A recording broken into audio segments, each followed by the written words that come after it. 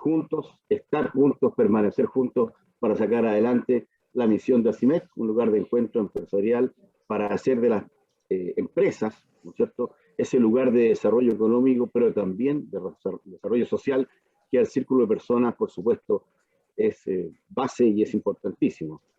Amigos y amigas, como siempre, ¿no es cierto?, decirles que los micrófonos van a estar silenciados, por motivos ya obvios a esta altura del partido, ¿no es cierto?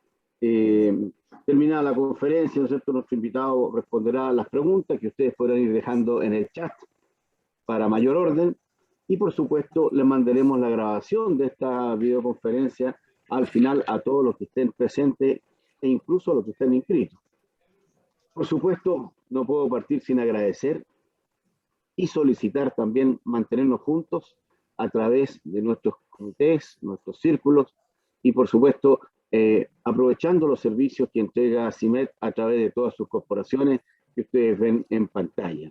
¿Ya? Ha sido muy bueno el apoyo, lo hemos conversado varias veces en el directorio, los socios como nunca, hemos estado todos juntos y remando para el mismo lado, el cual es, ¿no es cierto?, cuidar a nuestra gente, cuidar la empresa y por supuesto mantenernos en este mundo que no está fácil. En este sentido, también quiero agradecer a todos los que nos enviaron sus datos para conformar la encuesta de remuneraciones y beneficios, ¿cierto?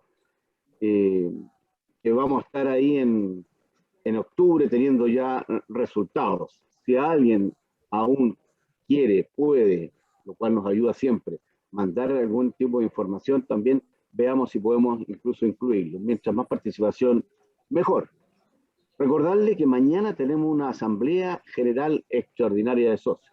Miércoles 13 de octubre, primera citación a las 17:30, segunda citación 17:45. Muchas veces los socios dicen, ¿cuándo puedo opinar? ¿Cuándo puedo decir algo? ¿Cuándo puedo? Bueno, en la asamblea general es, si usted es representante ante ACIMEC, si no lo es, puede pedir el poder, ¿no es cierto? Si usted no lo es, recuérdelo también a quien representa a su empresa, a nuestra asociación. Mañana, entonces, miércoles 13, 17:30, primera citación, 17:45 en segunda y última citación. Acuérdense que seguimos en videoconferencia, más bien por comodidad de todos, para poder estar presentes. Ya estamos volviendo, en ACIMED ya estamos volviendo todos a nuestros lugares y puestos de trabajo, ¿no es cierto?, por supuesto, con las medidas de aforo y lo que sigue siendo interesante. Recuerdo entonces, recordarle, si usted es el representante ante ACIMED, ¿no es cierto?, si no pueden asistir, junto a la invitación que se les envió vía mail, ¿no es cierto?, va un mandato que usted puede otorgarlo a quien usted estime conveniente, ojalá tomando la precaución de enterarse si esa persona va a estar presente, si no se pierden ambos poderes. ¿Ya? No tenemos más aviso, la verdad que estamos una semana con directorio, esta semana tenemos mucho directorio y tenemos la asamblea general, entonces recordarles sus remuneraciones y vamos a partir entonces, como siempre, haciendo nuestro cordial y agradecido saludo a nuestros estimados oficiadores que nos ayudan siempre a que estas actividades se puedan realizar, ¿no es cierto?, de la mejor manera. A quienes me refiero, por supuesto, estamos con los héroes para vivir siempre con ganas, la Asociación Chilena de Seguridad, porque nadie cuida mejor a los trabajadores de Chile. Molicop, entregando valor hasta los confines del mundo. ASA, acero sostenible. Es el mayor productor de acero reciclado en Chile. Sintac, porque simplificamos tu mundo. OTEC ACIMED. Capacitando, sí, pero capacitando para crecer. Credit Core Capital, aliados potenciando sus decisiones, en este caso financieras. Indura, del grupo Air Products, soluciones integrales con gases y soldaduras. IMSA Industrial, cuidamos el acero. ACIMED Asesoría, para apoyar siempre tu gestión. Leitat Chile, Instituto de Desarrollo Tecnológico, agregando valor a su empresa. OTIC ACIMED, un apoyo siempre a las áreas de personas. Toast Metal, especialista en ferroaleaciones y metales para la metalurgia y siempre presente, capa cero, porque siempre está con Chile. Amigos, la videoconferencia hoy viene patrocinada por el Círculo de Personas, y nuestro estimado presidente del Círculo es don Eugenio Navarrete, a quien desde ya saludo, le mando un abrazo y le cedo el micrófono. Buenos días, Eugenio. Buenos días, Marcelo, buenos días a todos. Un agrado de nuevo estar reunidos con ustedes, saludar a todos y la gran asistencia que tenemos a esta charla, que la verdad es que nos ha llamado la atención lo que está pasando, y por eso hablamos con Luis Pará, que aprovecho de presentarlo, socio líder de área laboral de LA Piper Chile, abogado de la Pontificia Universidad Católica y miembro también de la mesa del Comité de Personas. Tenemos grandes desafíos con este nuevo tema que se nos viene encima a las áreas de recursos humanos, que la verdad que hemos pasado a ser desde hace un tiempo ya áreas estratégicas dentro del negocio de cada una de nuestras empresas. No somos solo las áreas de pagadoras de sueldos, sino que además tenemos un rol protagónico dentro de la estructura y dentro del negocio de cada una de nuestras empresas, preocupados siempre y en el centro de las personas, y que a las empresas les vaya bien y a sus trabajadores también. Preocuparnos del desarrollo de las carreras de los trabajadores, la retención de talento, la capacitación, la evaluación periódica, evaluar, nos va a dar indicadores para poder mejorar nuestra gestión, mantener un buen clima laboral, prevención de riesgo ante esta pandemia que ha sido vital en nuestras áreas de personas, y la comunicación interna, que también se ha transformado en algo primordial. Hoy día estamos con don Luis Pará, como les decía, tenemos 11 grados acá en Santiago, hace un poquito de frío, así que le cedo el micrófono a Luis para conversar de esto que se nos viene, como les decía, la modernización del Estado, la modernización de la dirección del trabajo. ¿Cuál va a ser la implicancia y el compromiso y más trabajo a lo mejor que van a tener las áreas de personas, y cómo vamos a poder enfrentar en ayuda de los gerentes, los directores de la empresa, de poder tener esta información y todo lo que nos está pidiendo la autoridad? Así que sin más dejo a don Luis Pará. Muchas gracias y que tengan un excelente día. Gracias, Marcelo, gracias, Eugenio. Buenos días a todos, gusto de verlos, y a los que están, como la mayoría está con la cámara apagada, también de saber que están ahí, así que nuevamente gracias por la invitación de ACIMED a poder conversar de este tema, que es un tema, como decía Eugenio, bastante contingente. Y si bien es cierto, aunque la ley está desde abril, estamos realmente recién salidos del horno, porque la entrada en vigencia, ustedes saben, es desde el 1 de este mes, y todavía quedan algunos aspectos, o varios aspectos en realidad, por pulir por parte de la autoridad en esta materia. Voy a compartir la presentación, por supuesto, que después vamos a compartir con ustedes. Y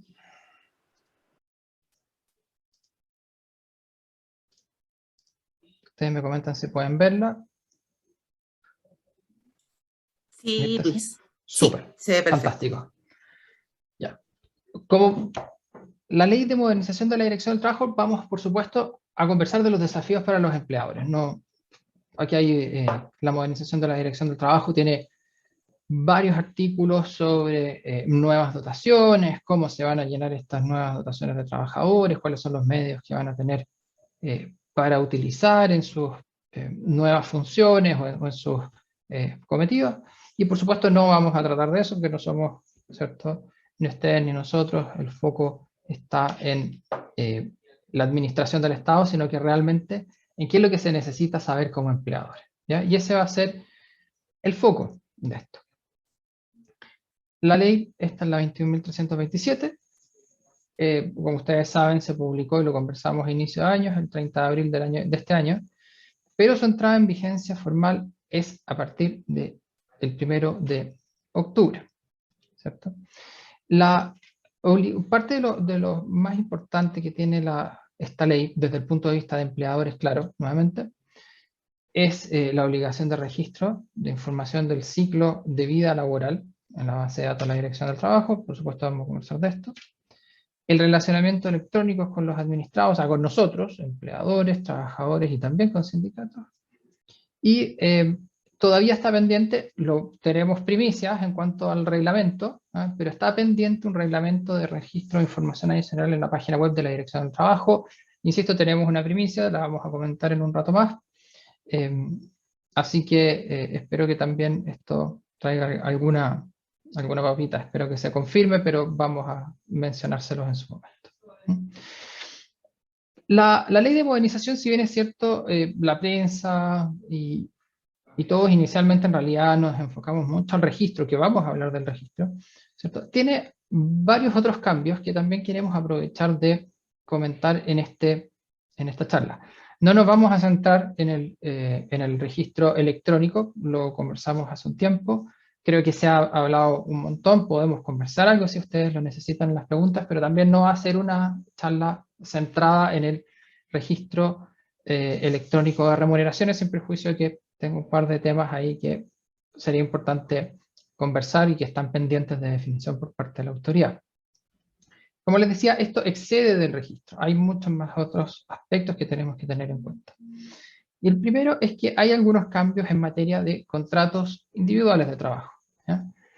El primero es la obligación de incorporar en los contratos mismos, dentro de las formalidades del contrato, el correo electrónico de la empresa y el trabajador, ¿ya? O sea, cuando ustedes ahora hagan sus contratos de trabajo y tienen que revisar sus modelos, básicamente, dentro de todas las cláusulas que tienen que estar contenidas y que está contenido que está incorporado en el artículo 10º del Código del Trabajo, ustedes van a tener que, además, incorporar, si el trabajador tiene, el correo electrónico propio y de los trabajadores.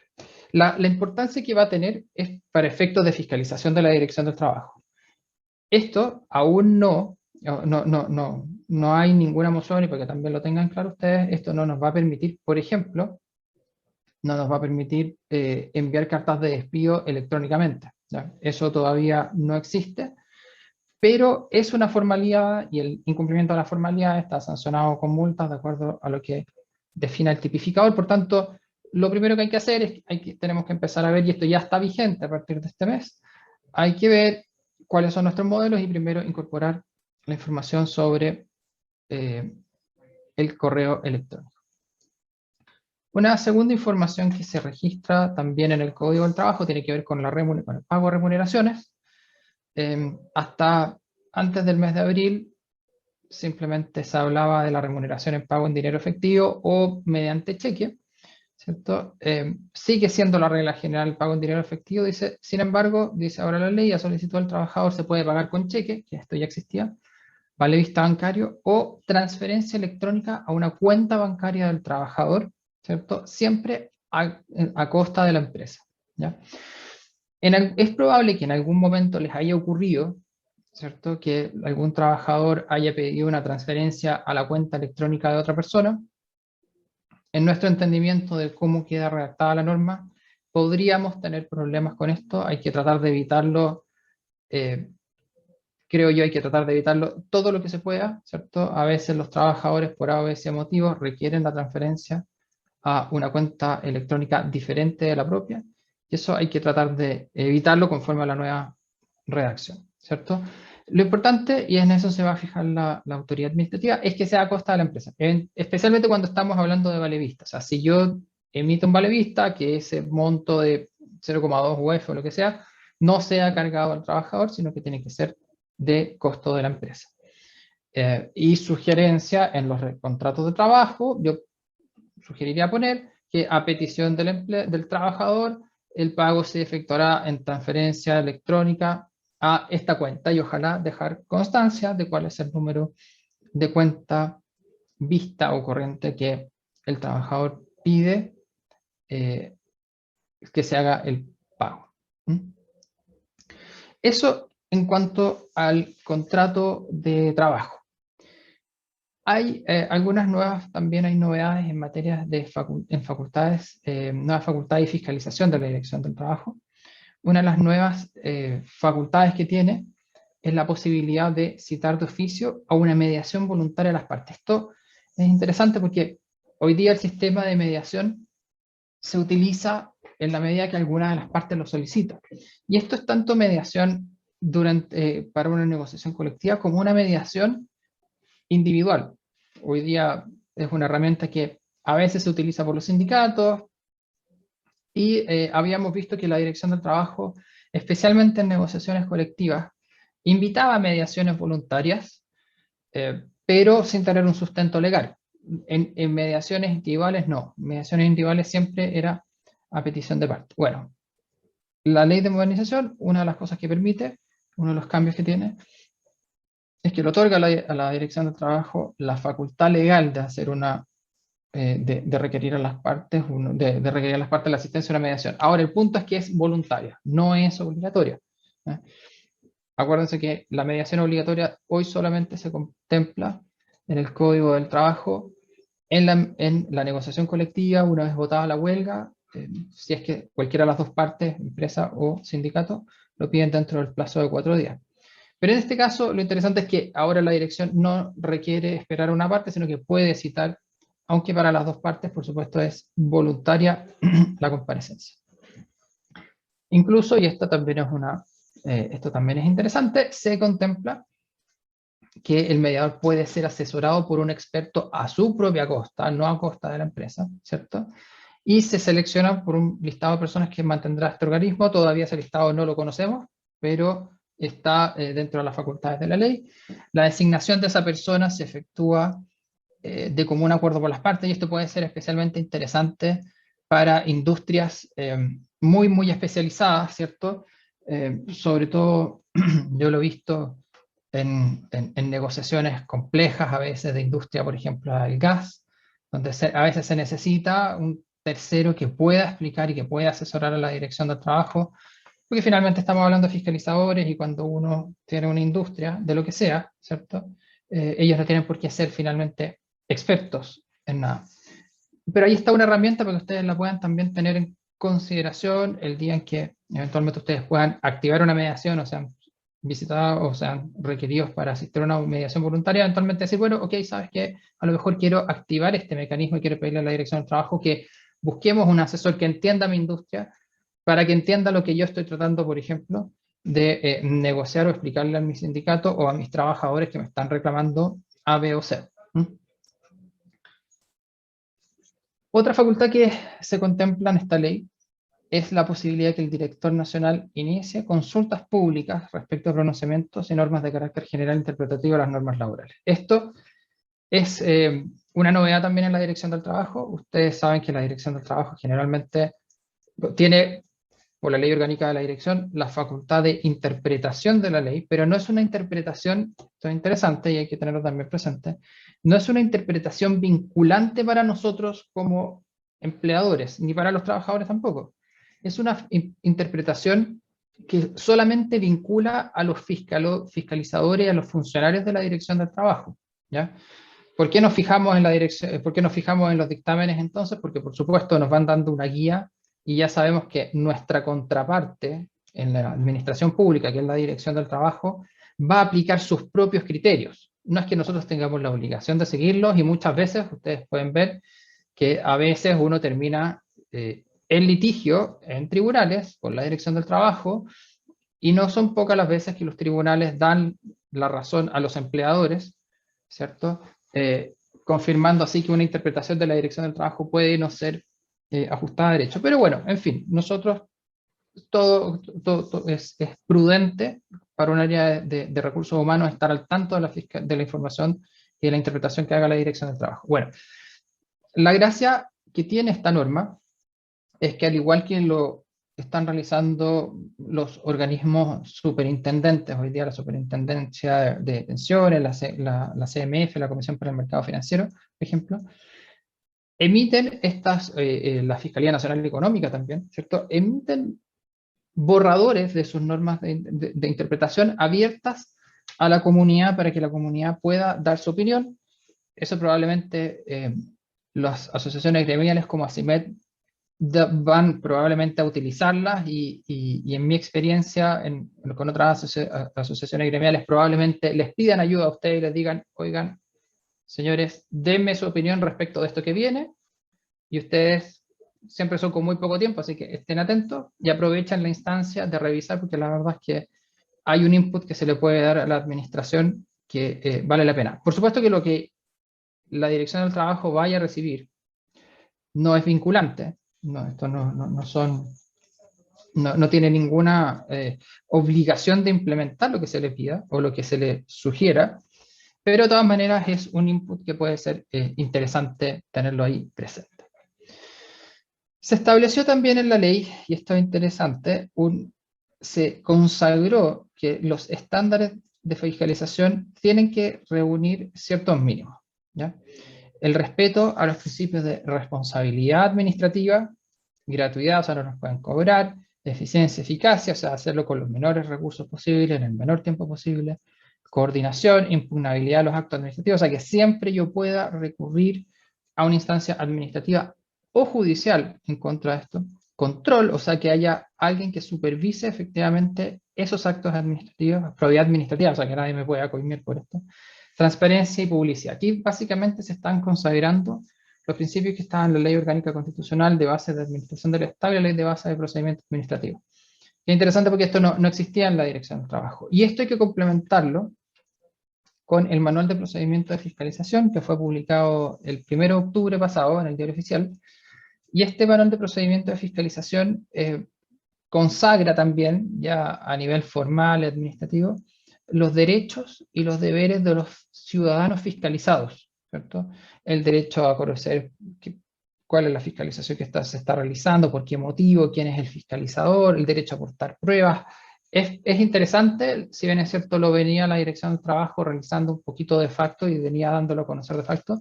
Hoy día esto ya tiene una sanción legal, tiene una cristalización legal, por tanto, podemos hacerlo valer también como un argumento adicional en casos de reclamación judicial especialmente. O sea, por ejemplo, si yo no he sido informado y de repente me llega una multa y nunca fui notificado, bueno, también tengo una base en esta norma general, ¿cierto?, de cuáles son los estándares de fiscalización aplicables. O si yo no he tenido la posibilidad de recurrir, bueno, ahí tenemos un argumento adicional para poder fundar las reclamaciones que ustedes como empresas vayan eventualmente a interponer en tribunales en contra o frente a la Dirección del Trabajo. Otro aspecto, perdón, un segundo, importante a mencionar es en materia de sanciones, ¿ya? La Ley de Modernización del Trabajo amplía un poco el rango de sanciones, ¿ya? Y se establece este nuevo, no es un catálogo, la verdad es que es una determinación del nivel de sanciones conforme al tamaño de empresa. Se reconoció que las microempresas estaban un poco altas, si no me equivoco, estaban 10 UTM, por tanto se rebajó, y hoy día la sanción puede ir de 1 a 5 UTM. Para las pequeñas, de 10 a 49 trabajadores, de 1 a 10. Las medianas, que son, acuérdense, hasta 199 trabajadores, que van de 2 a 40 UTM, y para la gran empresa de 3 a 60 UTM. Esto es interesante porque las medianas estaban también en 60 UTM, así que hubo cambio ahí. También, y esta es un segundo reconocimiento a una situación de facto que había realizado la Dirección del Trabajo. La Dirección del Trabajo, como ustedes saben, tiene un tipificador de infracciones, que es bastante útil revisar y tener para las áreas de recursos humanos, y en que describen las principales, porque no son todas, pero describen las principales figuras sancionatorias. No tener el contrato de trabajo, no incluir todas las cláusulas del contrato de trabajo, etc. Y va clasificando según empresa grande, mediana, pequeña y micro, el tipo de sanción que va a aplicar. Esto lo hacía la Dirección del Trabajo de facto, y la verdad es que nadie había reclamado en cuanto a la legalidad, porque la verdad es que a todos nos da un poco de luces hacia dónde iba la dirección y cuáles podían ser las consecuencias. Pero ahora se estableció y se fijó en la ley, cosa que es bastante buena. También es bueno porque la ley define cuáles son los grados de las sanciones, que las divide entre leves, graves y gravísimas, algo que hoy día ya pasaba, pero también ya sabemos cuáles son los criterios por los cuales definen uno u otro. Dice, mira, y los criterios ¿cuáles son los criterios de sanción? Tienen que ser, y eso no estaba claro, naturaleza de la infracción.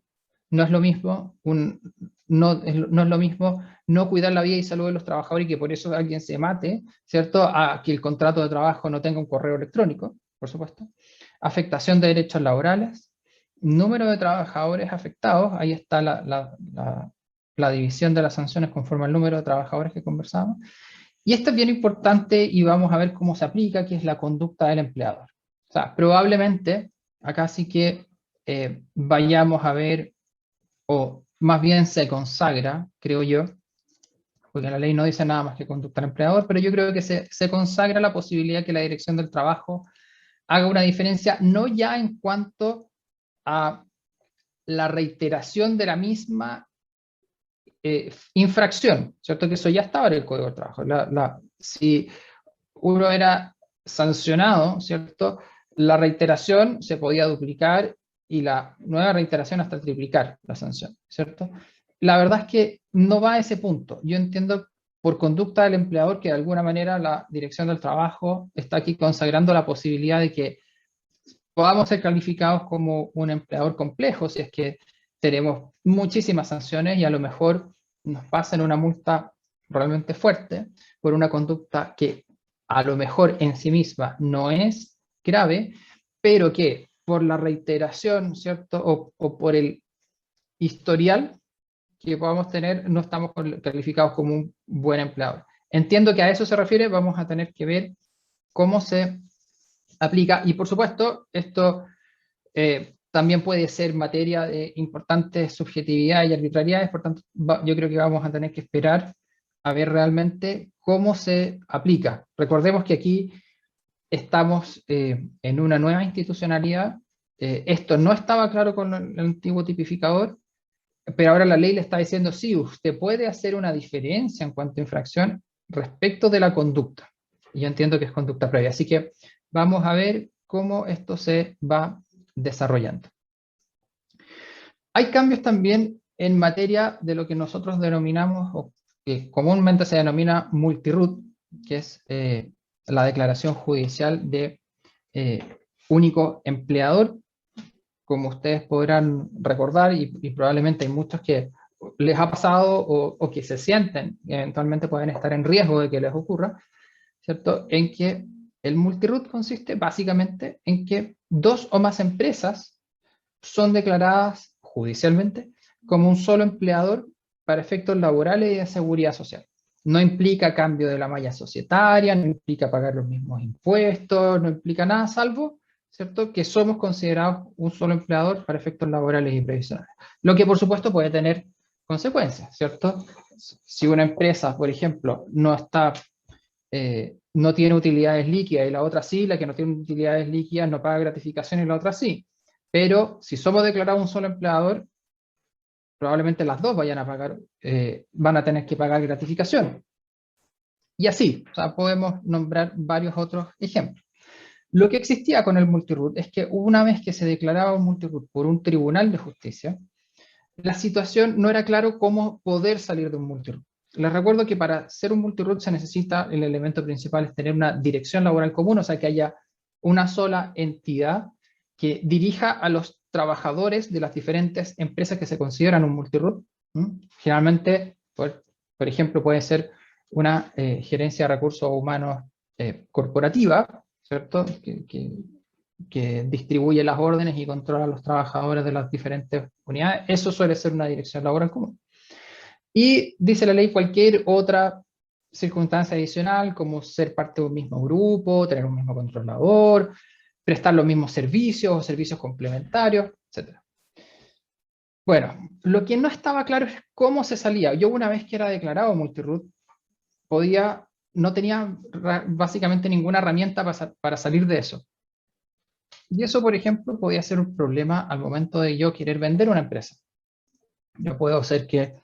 Puede ser que ustedes, ¿cierto?, tuvieran una declaración de multiroot y tienen su maestranza y también tienen un sistema de transporte y también tienen su cadena de distribución muy buena, o su cadena de locales muy buena, y ustedes de repente querían vender su cadena de locales que estaba con otra empresa, ¿cierto?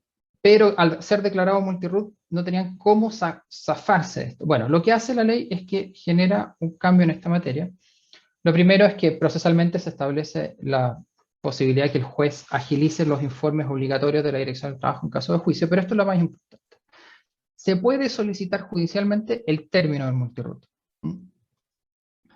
Para eso, en principio, la condición es que hayan transcurrido 2 años desde la sentencia que declara el multiroot esté firme, o sea, que no exista ningún otro recurso pendiente, que ya, o sea, simplemente se dictó la sentencia y todos los recursos se resolvieron y ya simplemente no hay nada que hacer y estamos todos declarados multiroot. Tiene que haber transcurrido 2 años, dice la ley, o se puede solicitar antes si una de las empresas del multiroot ha cambiado de dueño y no existe un controlador común.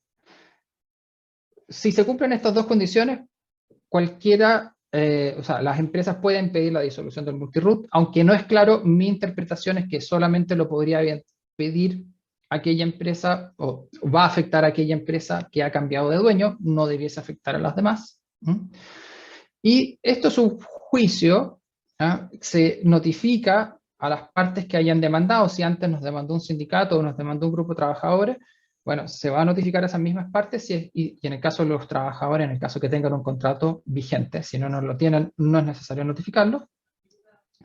Y las contrapartes tienen 15 días para poder oponerse a esto. Si no se oponen, el tribunal va a resolver con el mérito de los antecedentes que entregue la propia empresa. Entonces esto es interesante porque, como les comentaba, ya clarifica un punto que para muchas empresas es importante y que para muchas empresas también hoy día es una angustia, decir, oye, a lo mejor en cualquier minuto me declaran multiroot o el sindicato, bueno, puede ser, pero por lo menos, y esta es una situación de hecho, pero por lo menos hoy día existe la herramienta para salir de esa situación cuando realmente las circunstancias lo ameritan. Que básicamente ya dejamos de tener una dirección laboral común.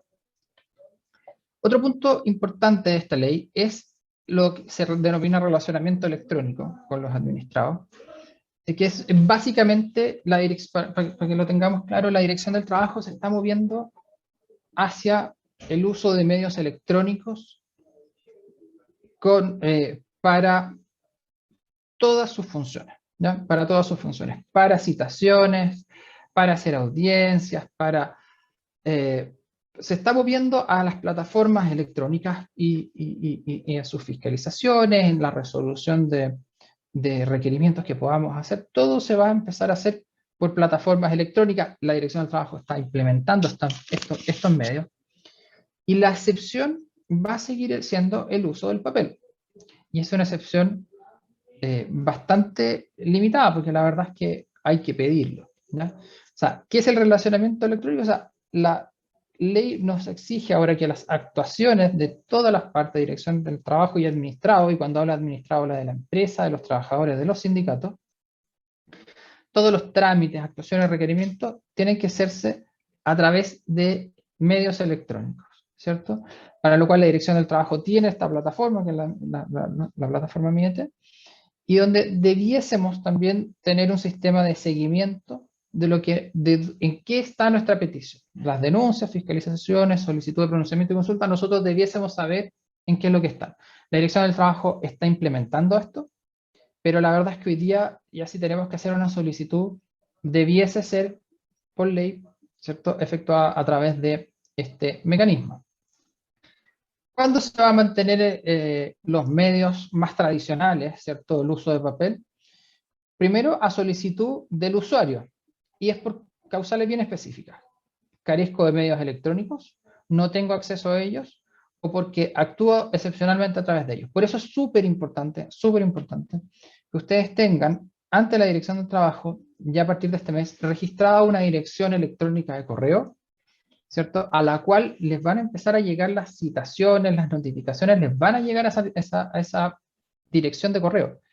Y si no la tenemos, vamos a tener un problema. Entonces, tienen que asegurarse primero de tenerla, y en segundo lugar, que sea una dirección de correo que ojalá la reciban más de una persona, ¿ya? O sea, que no sea, en mi caso, lparada@xx.cl, ¿cierto? Porque el día en que se va don Luis Parada, si seguimos notificando eso, la verdad es que la notificación va a ser válida, pero nunca nos vamos a enterar como empresa. Entonces, lo lógico es que debiese ser una dirección a la cual puedan acceder más de una persona, para que hayan varios ojos que estén atentos a lo que puede ocurrir. Hay un reglamento que lo vamos a comentar en unos minutos, ¿cierto?, que va a determinar la información laboral y de seguridad social que hay que registrar en la Dirección del Trabajo. Y una vez que nosotros hayamos, cuando hayamos cumplido con la obligación legal y administrativa de subir la documentación o registrar la documentación que nos piden, vamos a poder centralizarlo en un lugar previa noticia de la Dirección del Trabajo. O sea, yo voy a poder tener la copia de mis antecedentes físicos en un solo lugar y se va a simplificar el sistema que hoy día rige de centralización. Si ya yo lo tengo en línea, yo voy a poder tenerlo en una parte, en un lugar físico, previo aviso a la Dirección del Trabajo. A eso se refiere, lo que significa una simplificación importante respecto a lo que hoy día estaba en vigencia. Para esto, lo que conversábamos, las notificaciones, citaciones y comunicaciones legales van a ser efectuadas a través del correo electrónico, ¿ya? Ustedes tienen la obligación de registrar ese correo y también los sindicatos tienen que hacerlo ante la Dirección del Trabajo, tienen que hacerlo durante este mes.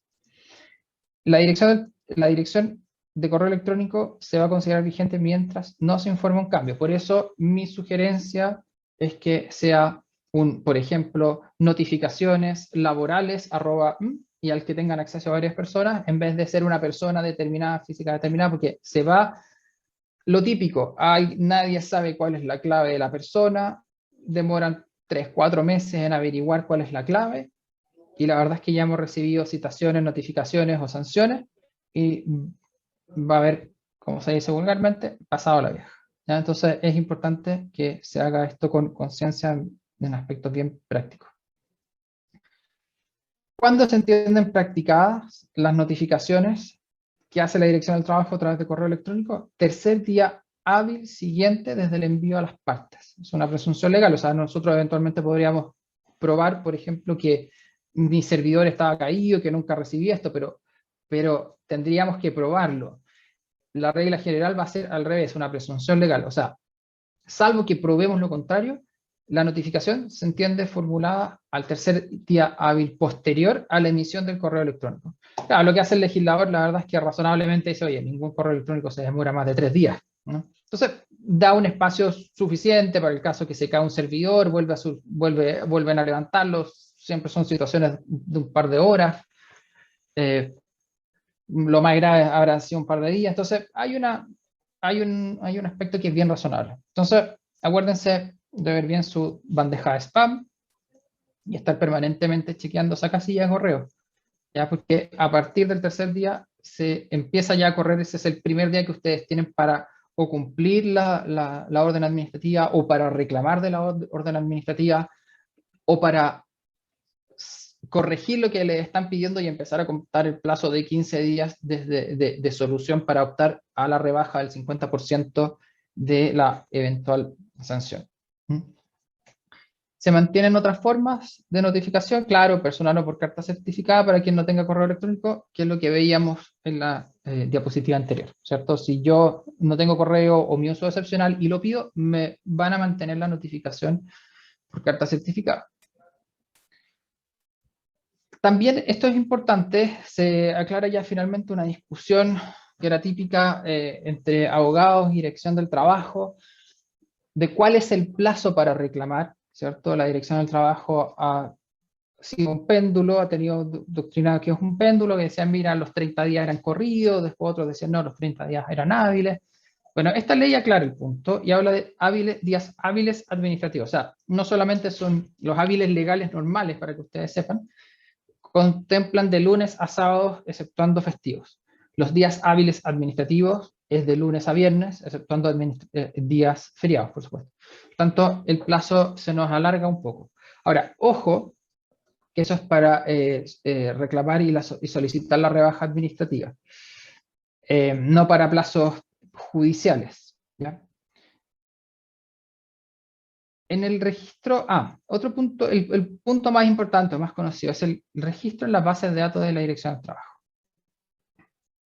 ¿Cuál es primero la finalidad del registro en el sitio web de la Dirección del Trabajo?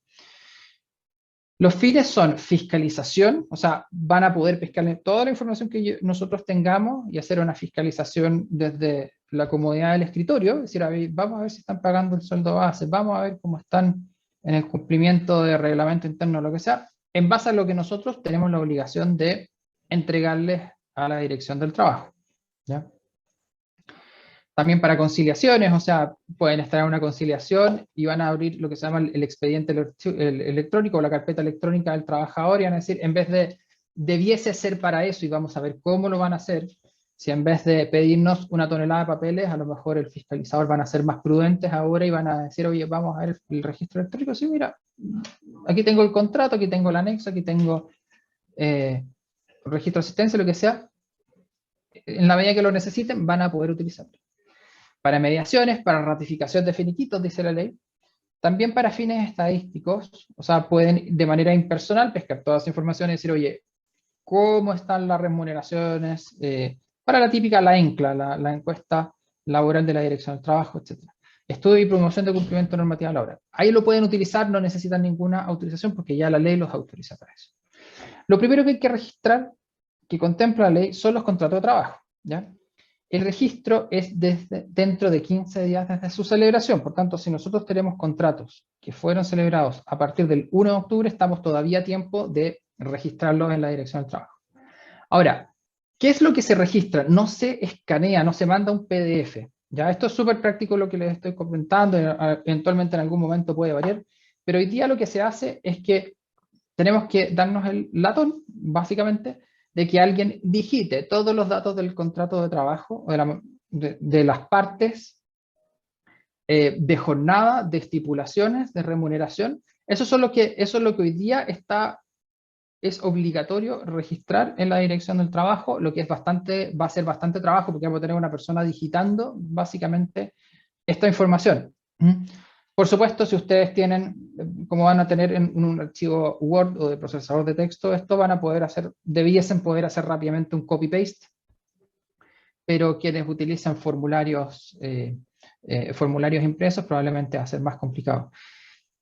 Esto es la información que nosotros entregamos a la Dirección del Trabajo. Esto no obsta, y aparte es esto, que yo tengo las mismas obligaciones de siempre en cuanto a los contratos de trabajo. O sea, yo lo tengo que hacer constar por escrito, tengo el plazo perdón, de 15 días y yo puedo usar el medio papel y no hay problema en usar el medio papel. Lo que pasa es que yo voy a tener que traspasar esa información a la Dirección del Trabajo en digital y eventualmente puede usar firma electrónica, pero les recuerdo que sigue vigente toda la doctrina de la Dirección del Trabajo, que básicamente lo que dice es que la firma electrónica en materia de documentos laborales solamente está autorizada por plataformas que reúnan ciertas características que la Dirección del Trabajo ha establecido, que hace que simplemente sean proveedores que tienen una autorización expresa a la Dirección del Trabajo, ¿ya? Lo otro sigue sin funcionar y sin ser aplicable en Chile.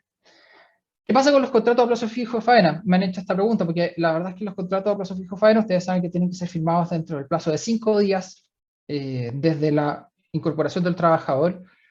La verdad es que el registro se mantiene el 15º día. Yo tengo 15 días para registrarlo en la Dirección del Trabajo. Otra cosa es que yo tenga que firmarlo dentro de 5 días. O sea, son dos obligaciones diferentes que hay que tener presente y no confundirse con una y decir, ya, entonces yo tengo 15 días para firmar mi contrato por hora faena o el contrato de plazo fijo de menos 30 días, lo tengo 15 días. No, 5 días para firmarlo, 15 días para subir la información en realidad.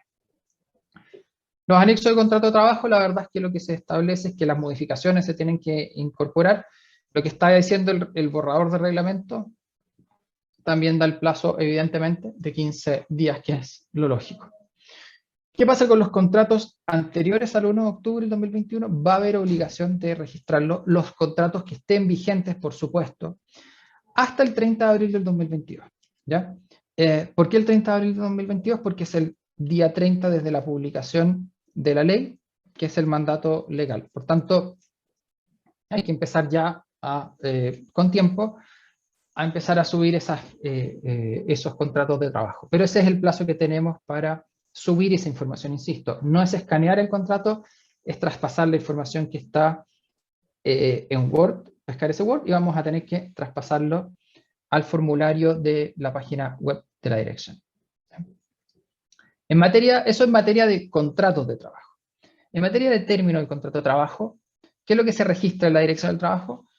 Bueno, todo el término, por eso hablábamos, si se acuerdan, hablábamos del ciclo laboral, el ciclo tanto de la contratación como de la terminación y de las modificaciones. Bueno, aquí estamos en el término. ¿Y los plazos? ¿Cuáles son los plazos que hay que registrar en caso de término? Hay una diferencia. Para el caso del mutuo acuerdo, la renuncia y muerte del trabajador, tenemos 10 días hábiles desde la separación, ¿ya? Para las demás causales es el mismo plazo legal que existe para remitir la carta de aviso de término. Ustedes se acuerdan que en el caso, por ejemplo, del término del contrato de trabajo, por causales son en general 3 días hábiles. En el caso del vencimiento del plazo son 6 días hábiles. Entonces, yo tengo ese mismo plazo y tenemos que manejarnos con ese mismo plazo para subir la información a la dirección del trabajo. ¿Qué otra información hay que registrar? Y ahí es donde yo les comentaba que existe un reglamento que está pendiente de emisión por parte del gobierno. La verdad es que tenemos hoy día, ¿en qué es lo que está ese reglamento? Ese reglamento está en una visación por parte de la Contraloría General de la República. Fuentes cercanas al gobierno nos habían dicho que estaban trabajando ya desde hace un tiempo con la Contraloría, así que probablemente lo que les voy a mostrar ahora probablemente sea lo que va a salir, porque lo que yo les voy a mostrar es la información que está pública, que la Contraloría ya exhibe públicamente como un reglamento que está en revisión. Probablemente sea lo que efectivamente salga, pero no puedo finalmente asegurarlo, por eso viene información pendiente de confirmación por la Contraloría General de la República. Lo más probable es que funcione. ¿Qué es lo que está probablemente se va a pedir registrar? Y déjenme por favor plantearlo de esa manera mientras no tengamos la confirmación oficial. Contrato de trabajo, o sea, todas las estipulaciones del artículo 10 que se nos extienden todavía un poco más a lo que ya vamos a tener, o sea, vamos a tener que hacer este traspaso de información de manera bastante exhaustiva. Los cambios a los contratos, que son los anexos, estos según el reglamento que está en revisión por la Contraloría General de la República, son 2 años, debiese entrar en 2 años en vigencia, no inmediatamente. El término de los contratos, la fundamentación fáctica del despido en caso de corresponder, esto es básico, pero es muy importante que lo recuerden, ¿cierto? Las cartas de término de los contratos de trabajo, ¿cierto?, requieren una fundamentación técnica, una fundamentación fáctica. O sea, ¿cuáles son los hechos que fundamentan el despido? Si es una inasistencia, yo tendré que decir, usted no vino el 15, el 16 y el 17 de agosto. No basta con decir usted no vino. Si es una necesidad de la empresa, yo tendré que decir, mira, estoy modernizando porque hemos tenido estas circunstancias, estos problemas, estas han sido las bajas, esta es la circunstancia del mercado, etc.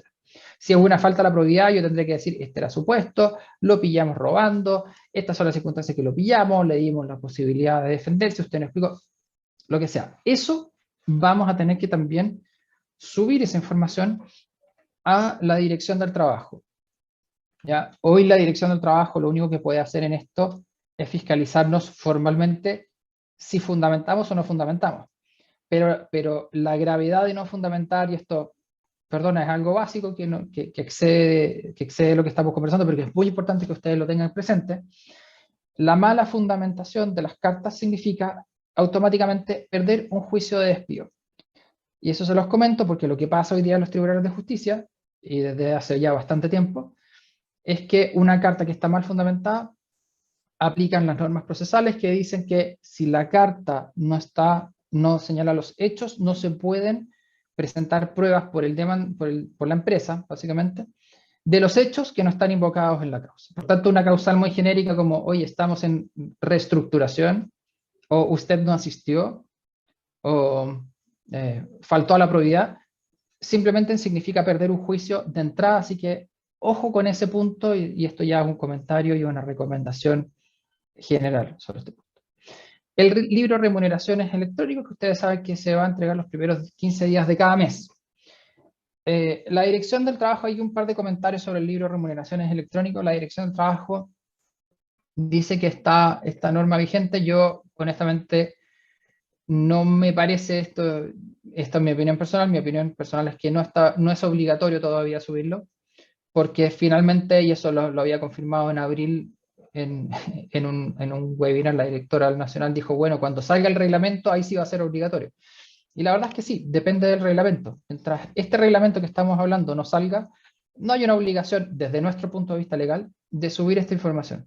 Ahora, si ustedes prudentemente lo quieren hacer para evitar problemas y controversias, está perfecto, pueden hacerlo. Hay un punto, nosotros les comento que en nuestra oficina solicitamos un pronunciamiento a la Dirección del Trabajo, y probablemente a ustedes les va a empezar a tocar desde este mes, perdón, sobre lo siguiente. Ustedes saben que en la normativa sobre subcontratación, la empresa contratista, a requerimiento de la empresa mandante, tiene que entregar certificados de cumplimiento de obligaciones laborales y provisionales. Y esta certificación, la certificación se puede realizar por dos maneras, ¿cierto? La primera es a través de la Dirección del Trabajo, que emite los famosos F30 y F31, ¿cierto? Donde revisan la información y todo lo que estamos presentando ahora debiese ayudarlos.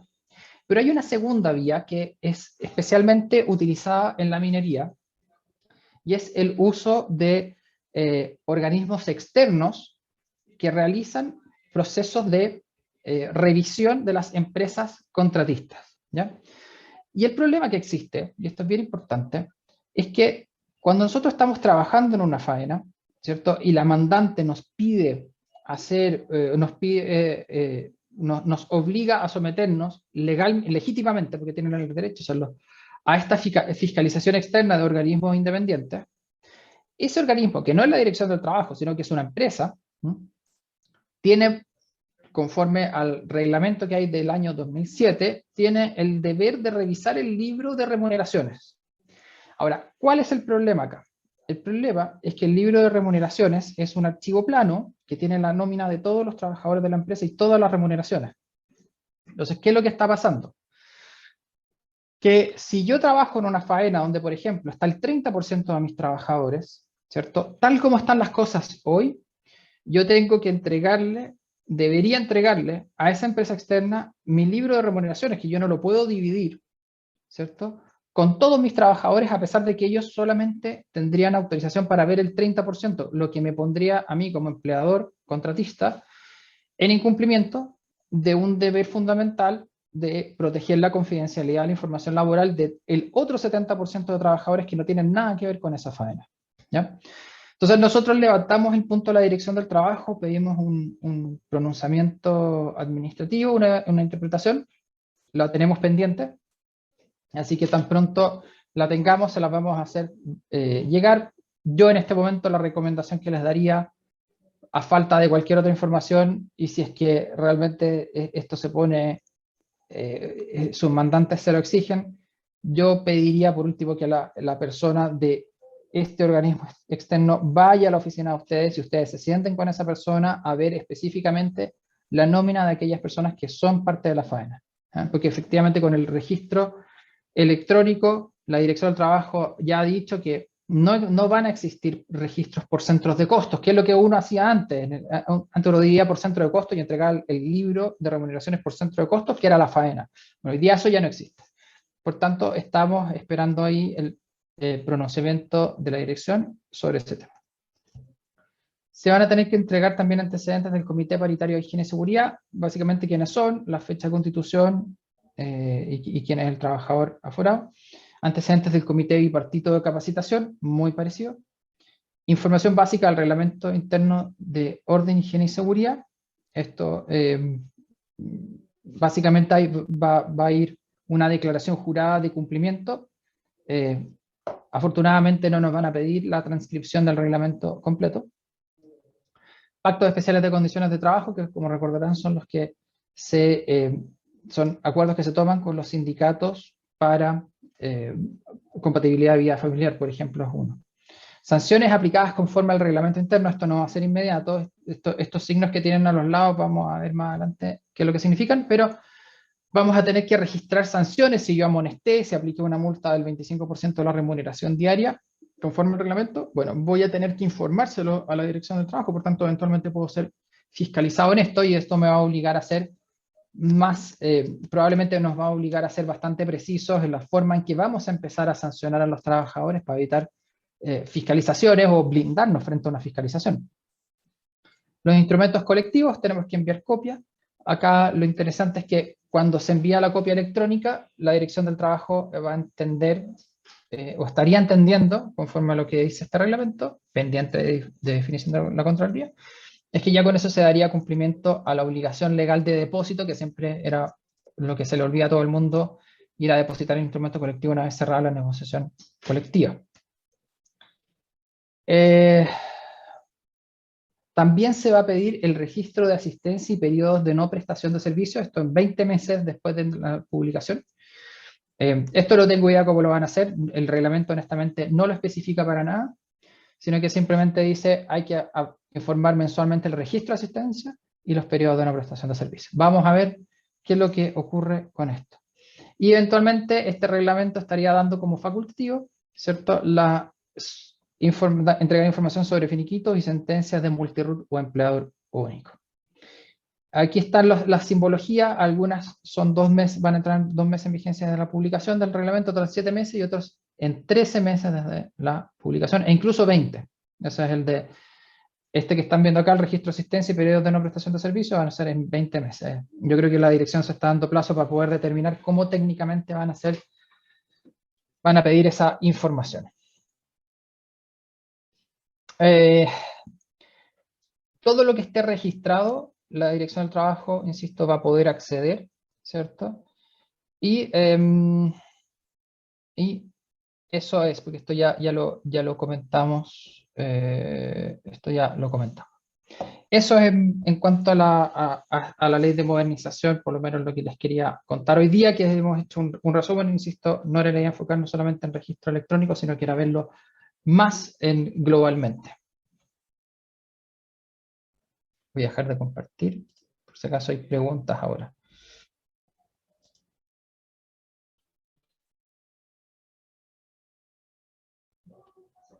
Así que, mira, hay algunas preguntas, voy a ir de atrás hacia adelante. Dice, ¿el caso de finiquito se informa solo el cese o me veo obligado a usar el finiquito electrónico? Hoy día lo que dice la ley lo que dice simplemente es que nosotros tenemos que informar el término, tenemos que informar la causal, tenemos que informar los hechos en que se funda. Ojo que esto es adicional a la obligación de enviar una copia de la carta de la Dirección del Trabajo, ¿no? Entiendo que no han aclarado que esto la sustituye, por tanto tendría que ser, entiendo, adicional. No hay obligación de usar el finiquito electrónico. De hecho, la ley de finiquito electrónico está pendiente de la emisión de un reglamento que se supone que hay hasta el 25 de octubre para publicar ese reglamento, y con eso entra en vigencia. Ahora, la ley de finiquito electrónico les va a dar la posibilidad de hacerlo de manera electrónica, a través de la web de la Dirección del Trabajo, o bien de manera tradicional frente a un ministro de fe. Así que no va a ser obligatorio. Después nos preguntan, ¿qué pasa si tengo cláusulas especiales en el contrato y finiquito? ¿Se informa solo lo que pide la página? En principio vamos a informar solamente lo que pide la página. Probablemente, como esto está todo muy en verde, vamos a ver más adelante probablemente cómo en la práctica, qué en la práctica es lo que nos van a pedir para esto, ¿ya? Así que yo soy de la idea, ¿cierto?, que si la autoridad me está pidiendo que diga A, yo voy a decir A, no voy a decir de la A a la Z, ¿cierto? Generalmente mientras más información entregamos, puede ser que o simplemente vaya el tacho a la basura, o abramos una puerta que a lo mejor no queremos abrir o que algo no se entiende. Entonces, entreguemos lo que se nos está pidiendo estrictamente necesario y nada más. Plazo para registrar la carta de aviso, creo que lo aclaré, depende de la causal. Plazo general, 10 días hábiles, perdón, plazo general es el mismo de la causal, de envío de la carta al trabajador conforme a la causal que corresponda. Excepción, en el caso de la renuncia, mutuo acuerdo y fallecimiento del trabajador, que son 10 días hábiles. ¿Se ingresa en el contrato y sus modificaciones? Sí, las modificaciones entiendo que van a estar vigentes 2 meses después, de acuerdo a lo que dice este reglamento pendiente de aprobación por la Contraloría. Pero en principio sí, hay que registrarlo también esto. Con respecto a los contratos a plazo fijo en su fecha de término y se la renueva, ¿dónde debo realizar la modificación? ¿Debo actualizar el contrato de trabajo que subo a la DTO o realizo un anexo formato que tenga la empresa? Aquí, de nuevo, hay que acordarse que tenemos dos mundos de obligaciones, ¿ya? Una obligación es con los trabajadores, esas no se han alterado, por tanto yo tengo que firmar los contratos dentro de 15 o 5 días, yo tengo que tener los anexos, los contratos de trabajo firmados. Si voy a hacer una renovación, la tengo que hacer antes de que se me venza el plazo, no puedo hacer más de 3 renovaciones. Entonces, hay un mundo, pongámoslo así, hay un mundo, una esfera que es la obligación que yo tengo con el trabajador y eso no ha cambiado. Yo tengo que mandarle la carta por correo certificado de término, tengo que pagar las cotizaciones, tengo que acreditar con un Previred, ¿cierto? Que las pagué en el momento del término. Todo es un set de obligaciones con los trabajadores que es obligatorio y eso no ha cambiado. Este es un nuevo conjunto de obligaciones diferente con la administración pública, que en este caso se llama Dirección del Trabajo, donde tengo que, además de lo que yo estoy obligado a hacer con mi trabajador, tengo que informarles todo. Entonces, como la renovación de un contrato va a ser un anexo y va a ser una modificación del contrato de trabajo original, mi opinión es que, claro, debiese estar, salvo que la Dirección del Trabajo en algún momento cree una pestaña específica de informe de su renovación, ¿cierto? En principio yo voy a tener que incorporarlo como una modificación al contrato de trabajo, porque finalmente eso es lo que es. Ahora, insisto, la Dirección del Trabajo está trabajando en sus plataformas. O sea, de hecho, por ejemplo, los anexos al contrato de trabajo lo que han dicho públicamente es que no va a estar lista la plataforma para recibirlo antes del 25 de octubre. Evidentemente que hay que mantenerse viendo, eso es lo que ellos han dicho públicamente. O lo mismo, han dicho que se van a poder cargar masivamente contratos recién a partir de abril del 2022, porque ahí van a tener la funcionalidad técnica para poder hacerlo. Entonces, es bien importante que no se confundan y no piensen que en el fondo esto viene a sustituir todas las obligaciones que ustedes tienen con los trabajadores y que basta en el fondo subir la información a la Dirección del Trabajo para que estemos por cumplido. No, estas son nuevas obligaciones de las cuales nos van a fiscalizar y vamos a ver si formalmente cumplimos o no cumplimos, pero eso es aparte de lo que nosotros tenemos que hacer con los trabajadores. Es muy, muy importante. Alguien me pregunta por los contratos antes del 1 de octubre. O sea, 1 de octubre tenemos que subirlos dentro de 15 días. O sea, estamos dentro de plazo, tenemos algunos días más. Y antes del 1 de octubre, como les comentaba, es el 30 de abril del 2022. ¿Cómo se puede pedir la clave única para empresa? Buena pregunta. Me parece que la Dirección del Trabajo tiene la forma, se entra por clave única o hay que solicitarlo vía empresa, pero está la alternativa. No, honestamente no me acuerdo técnicamente cómo se hace. Para los trabajadores antiguos se va a hacer un anexo con las cuentas bancarias. Si ustedes les están pagando por cuenta bancaria, se lo sugiero hacer, sí. Sí. Para el personal antiguo hacer un anexo con los correos personales, sí, yo lo haría. Efectivamente, yo creo que debiésemos, o sea, a ver, va a ser motivo de interpretación probablemente si aplica o no a los trabajadores antiguos. Yo lo haría. Yo lo haría. Si el trabajador cambia su correo, ¿cómo se debe modificar? Tendríamos que hacer un anexo. O sea, tendría que informarnos a través de un anexo. Bueno, el correo de la empresa debe ser el del representante legal o puede ser otro. No dice que sea el del representante legal. En más, no les recomiendo que sea el representante legal porque si le llega al gerente general o al presidente del directorio, ¿cierto?, una citación para 3 días más para presentar documentación, no los va a pescar. Mi sugerencia es tengan una cuenta de correo que puedan ver varias personas, genérica, y no de personas determinadas. El resto de lo práctico, yo entiendo que esto se va a compartir, que se va a enviar. ¿Qué pasa si el trabajador no cuenta con correo electrónico? Bueno, ese trabajador hay que dejar constancia en el contrato de trabajo que el trabajador no cuenta con correo electrónico, justamente. Perdón, me preguntan también, obligatoria por ahora solo los contratos, entiendo que sí, pero vayan viendo cómo evoluciona la página web de la Dirección del Trabajo, porque los van a fiscalizar en base a lo que esté ahí. Yo entiendo que no están los anexos en este momento, que eso está pendiente de la definición del reglamento. Pero claro, ahí hay algo que me deja un poco pillo, porque la verdad es que el reglamento sigue pendiente de aprobación por la Contraloría General de la República, y ya la Dirección del Trabajo ha dicho públicamente que a partir del 25 de octubre va a pedir los anexos. Entonces, yo no sé si están haciendo un cálculo estimativo de tiempo o qué están viendo. Mi interpretación es que los anexos debiesen registrarse cuando salga el reglamento. Pero bueno, esa es la situación para hoy. ¿Qué pasa si un trabajador antiguo tiene una modificación contractual el próximo mes? ¿Debemos realizar el registro electrónico laboral? Es lo mismo que estábamos comentando, o sea, depende de cuándo nos obliguen a registrar los anexos. En el caso de contratos muy antiguos se registra el contrato original sin modificaciones, y aparte los anexos posteriores. Sí, yo entiendo que sí, yo entiendo que lo que pide la ley es el contrato y sus modificaciones. Entonces, ya como tenemos hasta abril del 2022, yo entiendo que eso salvo alguna aclaración posterior, entiendo que tendríamos que incluirlo todo. Ahora, puede ser, claro, que la Dirección del Trabajo, a ver, suponiendo un trabajador antiguo, que tenemos muchas veces, lo que muchas veces tenemos son los anexos anuales de actualización de remuneración. La verdad es que la Dirección del Trabajo poco le va a importar si nosotros tenemos todas las actualizaciones de remuneración desde el 97 en adelante. Lo que le va a importar a la Dirección del Trabajo, o debiese importarle, es cuál es la última remuneración de ese trabajador, y que empecemos a partir de ahí en adelante. No debiesen sancionarnos para atrás, no debiese... Formalmente pueden pedirlo, sí, creo que no tiene objeto. De nuevo, este es un tema que vamos a tener que ver realmente cómo se va dando en la práctica. Yo creo que no haría ni un sentido tener que registrar cambios que no están en absoluto vigentes. Cambios, no sé, cambios de jornada que fueron transitorios y que ya no ocurren.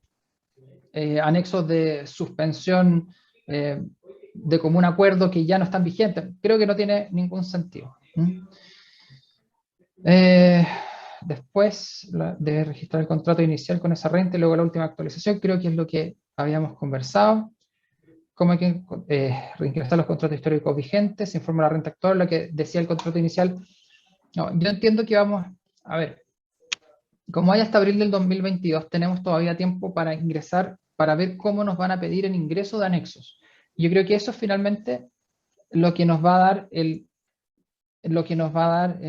la tónica de lo que tenemos que hacer. Mi sugerencia, yo no correría a hacer en la inscripción ahora de los contratos antiguos. Yo creo que no vale la pena, porque la verdad es que en este momento me parece que todavía no está vigente la pestaña de anexos y no tenemos una aclaración específica de la Dirección del Trabajo. Yo esperaría a tener esa aclaración más práctica antes de empezar a trabajar. Acordémonos que tenemos hasta abril del 2022 para los contratos de trabajo anterior al 1 de octubre. Yo aprovecharía ese tiempo de ir viendo qué es lo que realmente nos dicen e ir adaptándome sí, a aspectos más importantes en este momento. Ya, eso yo creo que ¿tiene alguna modificación? No, yo creo que eso es, en algún momento la DT habilitará cargas masivas para subir esta información. Entiendo que sí, lo que han dicho públicamente es que desde abril del 2022. Eso es. Yo no sé, creo que con eso completamos las preguntas, Mirta y Eugenia. Sí, Luis, te quiero agradecer realmente la exposición y la claridad con que nos has mostrado esto, porque la verdad estoy pensando en esas pequeñas empresas chiquititas que a lo mejor hay alta brecha tecnológica, o la gran empresa que tiene miles de registros que ingresar y procesar. Entonces el tema pasa en los plazos, digamos, y cómo se implementan las cosas en forma masiva o teniendo alguna planificación sobre esto, digamos. Abril del 2022 está a la vuelta de la esquina, digamos, no es una cosa que esto de alguna manera también agranda la carga administrativa que tienen cada uno de los colaboradores que están acá presentes, es llevar sistemas de remuneración y de personal en forma duplicada, es decir, estamos duplicando la carga de trabajo de nuestras áreas de personas, digamos. Y como todo plan de implementación, a lo mejor debería haber sido por etapa, y tener claridad también, que la autoridad también tenga la claridad en la fecha de las cosas que tenemos que hacer y cómo tenemos que hacerlas. Porque a veces el teléfono de ayuda, entramos a la lista de espera en el número 4000, y cuando nos van a atender se corta la llamada. Entonces, ¿cómo facilitamos en vez de estarla poniéndole más trabas? Yo entiendo que la administración del Estado quiera a lo mejor tener mayor control, mejor poder de fiscalización, etc. Pero pongámonos en el zapato y en lo que nos está pasando en las empresas hoy día. Tenemos todavía una pandemia que las cifras van subiendo, tenemos una carga de trabajo excesiva, en muchos de los empleadores que están aquí presentes me he reunido con ellos. Entonces, ¿cómo poder como gremio también apoyar a nuestros colaboradores y nuestras áreas de metalmecánica? Es la gran pregunta que me queda de seguirlo apoyando a través de conferencias, digamos. No sé cuál es tu opinión, Luis.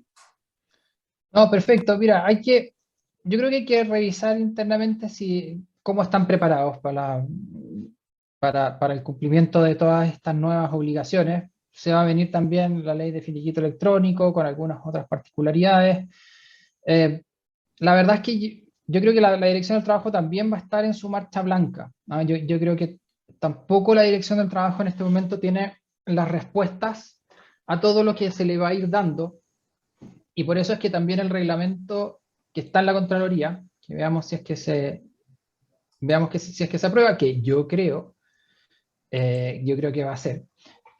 Por eso es que tiene una entrada en vigencia parcializada respecto a algunas normas. Entonces, yo creo que no hay que asustarse, hay que sí prepararse, hay que empezar a trabajar y revisar en esto. Yo les diría que, dado que la Dirección de Trabajo puede fiscalizarlos, porque en el fondo, acuérdense que, o sea, uno, tenemos que cumplir con la formalidad y hacer el check de ya, ok, te pasé toda la información que tengo, aquí están todos mis contratos vigentes en abril del 2022, esto eran todos mis contratos vigentes y ya están.